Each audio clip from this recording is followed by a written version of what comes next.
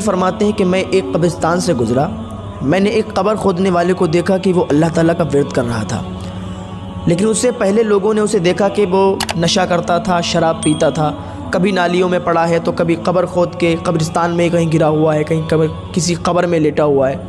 لیکن اس دن جب میں گزرا تو میں نے اسے دیکھا کہ وہ اللہ تعالیٰ کا ورد کر رہا تھا، اللہ اللہ کر رہا تھا۔ میں نے اسے اپنے قریب بلایا، میں نے کہا ادھر آ، ذرا ایک مجھے بات بتا کہ ابھی تک تو نشہ کرتا تھا اور اتنی جلدی تیرے اندر یہ تبدیلی کیسے آئی، آج اللہ تعالیٰ کا ورد کر رہا ہے؟ تو وہ کہنے لگا حضور میں ایک بات سے میں نے سبق حاصل کر لیا اور میں اللہ تعالیٰ کا فرما بردار بندہ بن گیا، اور اتنا سچا اتنا پکا کہ اب میری ایک ٹائم کی بھی نماز نہیں چھوٹتی۔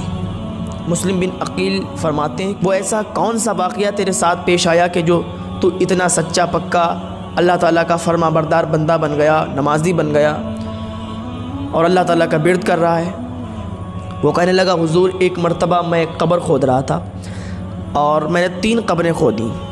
3 قبروں کو کھودنے کے بعد میں آرام کرنے لگا، اتنی دیر میں میں نے دیکھا کہ فرشتوں کی ٹولی اتری، فرشتے زمین پر آئے اور قبروں کے پاس کھڑے ہو گئے۔ ان میں جو ایک ہیڈ فرشتہ تھا، جو بڑا فرشتہ تھا عہدے میں، تو اس کے ہاتھ میں رجسٹر تھا اور وہ اور فرشتوں کو بتا رہا تھا کہ یہ جو قبر ہے پہلی والی، یہ ایک اللہ تعالیٰ کے نیک بندے کی قبر ہے، اور اس قبر کو نیچے سے 12 کوس لمبی کر دینا، ایسی کر دینا کہ اس میں جو مردہ دفن ہو اس کو کوئی تکلیف نہ ہو، یہ اللہ تعالیٰ کا نیک بندہ اس میں آئے گا۔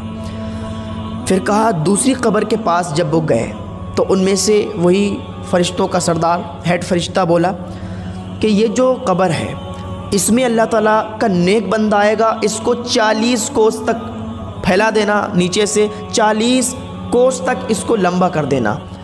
اتنا کہنے کے بعد وہ آگے بڑھ گئے، دوسری قبر میں جب گئے، دوسری قبر کے پاس جب گئے تو وہ فرشتہ بولا کہ یہ جو قبر ہے یہ اللہ تعالیٰ کے نافرمان بندے کی قبر ہے اور یہ گناہگار بندے کی قبر ہے، اور اس میں عذاب ہونا ہے، اور اس قبر کو اتنا ملا دو اتنا ملا دو کہ اس مردے کی ایک پسلی ادھر آ جائے اور ادھر کی پسلی ادھر آ جائے، اس پہ عذاب ہونا ہے اللہ تعالیٰ کا۔ جب میں نے یہ سنا حیران کہ یہ معاملہ کیا ہے، پھر میں تھوڑی دیر بیٹھا رہا، میں نے دیکھا کہ ایک جنازہ آ رہا ہے، اس کے ساتھ صرف 7 لوگ ہیں، 7 لوگ ایک جنازے کو لا رہے ہیں۔ جب 7 لوگ ایک جنازے کو لا کر انہوں نے پہلی قبر میں دفن کر دیا اور دفن کرنے کے بعد جانے لگے تو میں نے ایک کا ہاتھ پکڑ لیا، میں نے کہا بھائی ذرا یہ تو بتاؤ کیا یہ آپ کا رشتہ دار ہے؟ اس نے کہا نہیں یہ میرا رشتہ دار نہیں ہے۔ کہا پھر کوئی جان پہچان کا ہے؟ کہا یہ ہمارے محلے کا بہت غریب انسان تھا، بہت ہی غریب تھا، لوگ اس کو اپنے گھر نہیں بلاتے تھے، اس کو کوئی دعوت میں بھی نہیں لے جاتا تھا، اگر کوئی دعوت ہوتی تھی اس کو کوئی نہیں پوچھتا تھا، اور لیکن جب سب امیر سو جاتے تھے، جب سب امیروں کے محل بند ہو جاتے تھے تو یہ غریب انسان اس کے ٹوٹے ہوئے چھپر سے اللہ اکبر کی اذان کی صدا بلند ہوتی تھی۔ یہ نیک بندہ تھا اللہ تعالیٰ کا۔ کہا مبارک ہو تم نے نیک بندے کو قبر میں دفن کیا ہے، یہ جنتی ہے، اس کو جنت کی بشارت مل گئی ہے۔ میں نے خود ابھی فرشتوں کے منہ سنا ہے۔ وہ لوگ خوش ہو کے چلے گئے۔ پھر کہا میں بیٹھا رہا، پھر میں انتظار کرنے لگا کہ اب دوسرا جنازہ کون سا آنے والا ہے۔ جب دوسرا جنازہ آیا تو اس جنازے میں فقط 4 لوگ ایک جنازے کے ساتھ آئے۔ آنے کے بعد انہوں نے اس جنازے کو دفن کیا، دفن کرنے کے بعد وہ جانے لگے۔ میں نے ان میں سے ایک کا ہاتھ پکڑ لیا، میں نے کہا بھائی یہ بتاؤ کیا یہ تمہارا رشتہ دار ہے؟ انہوں نے کہا نہیں میرا رشتہ دار نہیں۔ کہا پھر کوئی محلے والا ہے؟ کہا نہیں یہ محلے والا بھی نہیں۔ کہا پھر کون ہے؟ تو وہ کہنے لگا کہ یہ ایک مسافر تھا اور یہ 1-2 دن سے روز ہمارے محلے سے گزرتا تھا، امیروں کے گھر ہیں ہمارے محلے میں، امیر لوگ رہتے ہیں، ادھر سے یہ گزرتا تھا تو کوئی اس پر توجہ نہیں دیتا تھا، لیکن آج اس کا انتقال ہو گیا تو ہم نے کچھ لوگوں کو اکٹھا کیا، ہم نے تمام امیروں کو بلایا، ہم نے کہا آؤ اس کو دفنا دیتے ہیں، کچھ کفن کا انتظام کر دیتے ہیں، اس کی فاتح خوانی کا کچھ انتظام کر دیتے ہیں۔ تو سارے امیر بھاگ گئے، سارے امیر چلے گئے، بولے یہ غریب انسان ہے اس کو دفنائیں گے، ارے ہمیں انفیکشن ہو جائے گا، ہٹاؤ اسے ایک رسی میں باندھ کے کسی دریا میں پھینک دو جا کر۔ جب انہوں نے اتنا کہا تو ہم 4 لوگوں نے اس کے کفن دفن کا انتظام کیا اور اس کو دفن کر کے جا رہے ہیں۔ اس قبر کھودنے والے نے کہا مبارک ہو، تم نے ایک اللہ کے ولی کو دفن کیا ہے، تم نے ایک اللہ کے ولی کو دفن کیا، یہ جنتی ہے، میں نے فرشتوں کے منہ سنا ہے۔ وہ لوگ خوش ہو کر چلے گئے۔ اب جب لاسٹ میں جو جنازہ آنے والا تھا وہ دیکھ رہا تھا وہ کون سا جنازہ ہے۔ دیکھا کہ بہت ہی دھوم دھام سے لاکھوں آدمی اس جنازے کے ساتھ، پھولوں سے مالا سے پوری چارپائی سجی ہے، لوگ نعرے بلند کرتے آ رہے ہیں۔ جب وہ جنازہ آ گیا تو لوگوں نے پوچھا کہ کوئی قبر خالی ہے؟ تو میں نے کہا ہاں ایک قبر خالی ہے۔ کہا کتنے روپے؟ میں نے کہا 1000۔ تو ان امیروں نے 1000 روپے لے کر اور میرے منہ پر مار دیے، بولے دور ہٹ جا، اب یہاں امیر کا جنازہ ہے، امیر کو دفن کرنے والے ہیں، تو ہٹ، یہاں سے انفیکشن پھیلا رہا ہے۔ بولے میں ہٹ گیا دور۔ جب انہوں نے دفن کر دیا جنازے کو، اس مردے کو دفنا دیا تو مٹی کم پڑ گئی، پھر مٹی باہر سے آئی، مول خرید کے منگائی گئی اور اس کی قبر کو اور اونچا کر دیا گیا۔ اور میں دیکھ رہا تھا اور میں سوچ رہا تھا کہ فرشتوں نے کہا تھا کہ جو تیسرا انسان اس میں آئے گا اس کی قبر میں عذاب ہوگا۔ میں یہ سوچ کر بڑا افسوس کر رہا تھا۔ پھر جب وہ جانے لگے ان میں سے میں نے ایک کا ہاتھ پکڑ لیا، میں نے کہا بھائی ایک بات بتاؤ، یہ تمہارا رشتہ دار ہے؟ اس نے کہا نہیں رشتہ۔ اب ایک بات سنیے، جب آدمی غریب ہوتا ہے، جب انسان غریب ہوتا ہے تو اس کے رشتہ دار بھی اسے بھول جاتے ہیں، اور جب انسان مالدار ہو جاتا ہے تو جو رشتہ دار نہیں بھی ہوتے ہیں وہ بھی کہنے لگتے ہیں کہ ہم تمہارے رشتہ دار ہیں۔ جب انسان غریب ہوتا ہے تو اسے پیسے دینے والا کوئی نہیں ہوتا ہے، اس کو اگر وہ کسی سے ادھار بھی مانگ لے تو اس کو کوئی نہیں دیتا، لیکن انسان اگر مالدار ہے تو مالدار ہی مالدار کو دیتا ہے۔ آج کل غریب کا کوئی نہیں ہے۔ تو وہ کہنے لگا کہ آپ اس کو جانتے ہو؟ اس نے کہا نہیں ہم تو نہیں جانتے۔ کہا بھائی ایک بات بتائیں تو ناراض تو نہیں ہو گئے؟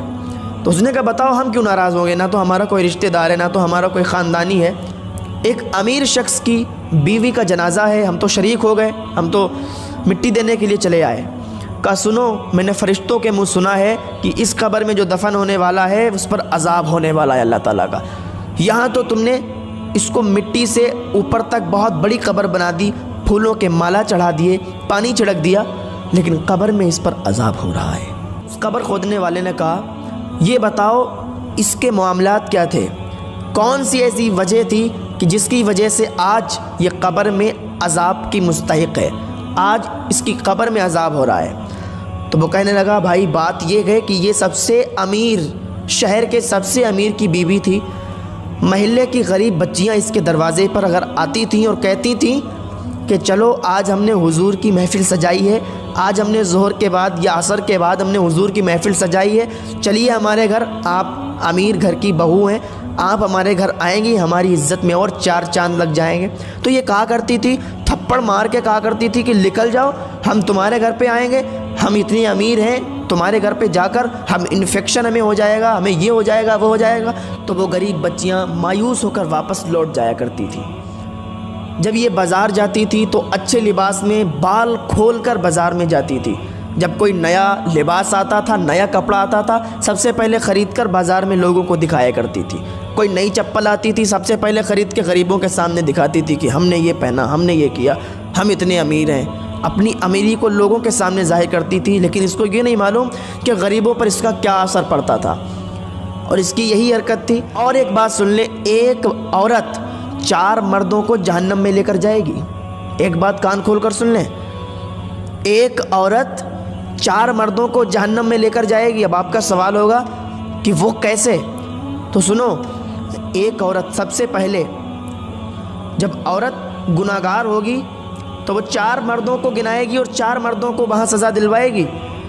تو وہ کہے گی، سب سے پہلے اپنے باپ کو بلائے گی، سب سے پہلے اس کے باپ کو بلایا جائے گا، پوچھا جائے گا کہ تم نے اس کو کیوں نہیں منع کیا جب یہ بالوں کو کھول کر آوارہ کی طرح پھرتی تھی، گھومتی تھی، گلی محلوں میں سب کے گھروں پہ جایا کرتی تھی، راستوں میں موبائل پر بات کرتے ہوئے ادھر سے ادھر جب گناہ کا کام کرتی تھی تو تم نے کیوں نہیں روکا؟ چھوٹے چھوٹے کپڑے پہنتی تھی تو تم نے کیوں نہیں روکا؟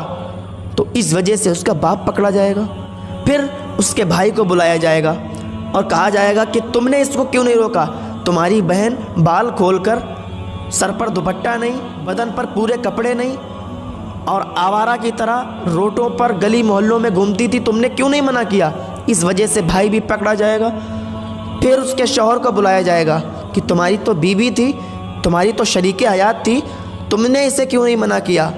جب یہ آواراؤں کی طرح گھومتی تھی، بال کھلے، سر پہ دوپٹہ نہیں، لوگوں سے مل رہی، بازار میں ٹہل رہی، فون پر کسی سے باتیں کر رہی، لیکن تم نے منع نہیں کیا۔ اس کی وجہ سے اس کا شوہر بھی پکڑا جائے گا، پھر بلایا جائے گا اس کے بیٹے کو، سب سے پہلے باپ کو، پھر باپ کے لڑکے کو یعنی اس کے بھائی کو، پھر اس کے شوہر کو، پھر اس کے بیٹے کو۔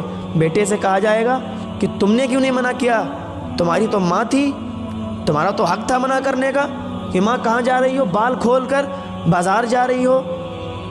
آج کل اتنی بے حیائی ہو گئی ہے کہ امیر گھروں کی بچیاں، امیر گھروں کی عورتیں آواراؤں کی طرح گھومتی ہیں، بدن پر پورے کپڑے نہیں، سر پر دوپٹہ نہیں، اور آوارہ کی طرح باہر گھوم رہی ہیں۔ حساب لیا جائے گا، حساب کل میدان محشر میں پتہ چلے گا کہ یہ ہم لوگ بتاتے بتاتے تھک گئے، یہ ہماری ذمہ داری ہے کہ آپ کو بتایا جائے، لیکن ہم لوگ بتاتے، آپ لوگ عمل نہیں کرتے۔ ہم بتائیں آپ عمل نہ کریں تو ہماری پکڑ نہیں ہے، اگر ہم نہ بتائیں تب ہماری پکڑ ہے۔